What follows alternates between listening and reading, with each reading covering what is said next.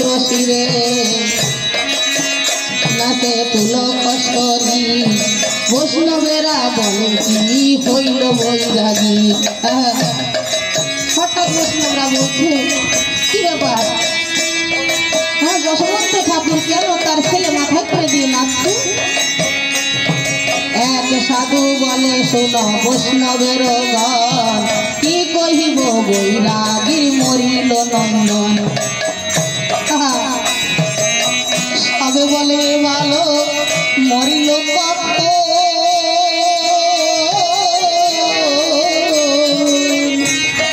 তিনি কন তোমাদের কীর্তন যখন, চলেতে পড়িয়া বালক মরিতে তখন, এই সেই মরা পুত্র মস্তকে ধারণ। যশোমন্তে দেখে বলে আরে যশমন্ত দেখে বৈরাগীর ঠাই,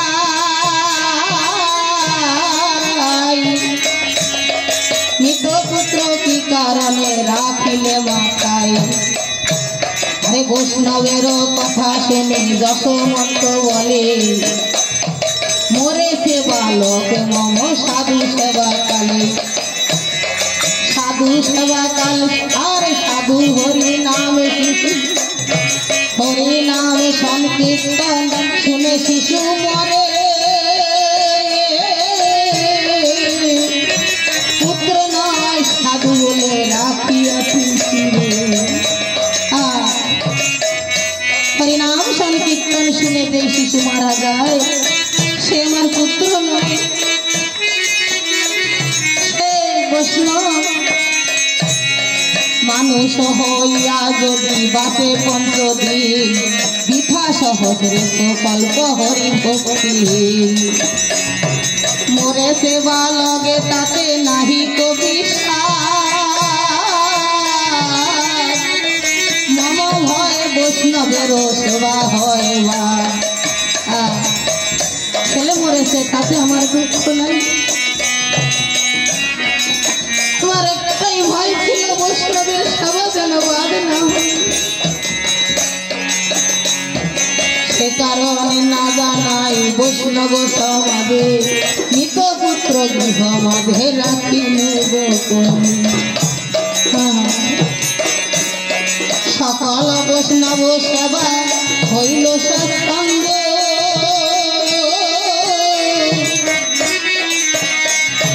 সকল বৈষ্ণব সেবা হইল আনন্দ। তবে আনিলাম ছেলে বৈষ্ণবের সঙ্গে। আরে সবল বৈষ্ণব সেবা হইল আনন্দ হৃদয়, কে আনিলাম ছেলে বৈষ্ণব সবাই। মৃত পুত্রের আর মৃত পুত্র শিরে করি নাচিতে শুভে।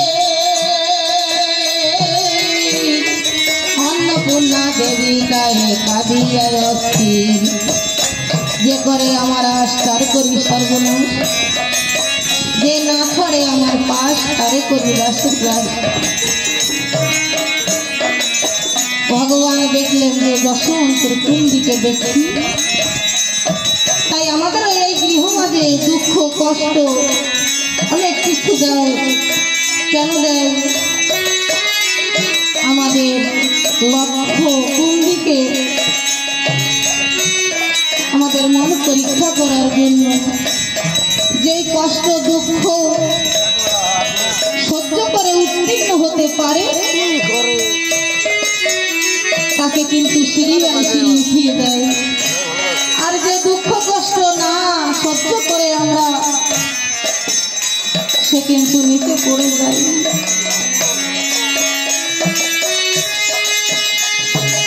এই ভক্তি একমাত্র ভক্তি পরীক্ষা করার জন্য প্রভু আমাদের এত দুঃখ কষ্ট দেন। আলোকের মৃত দেহে সংসারে জীবন, ধন্য ধন্য করে হরি বলে সাধুজন।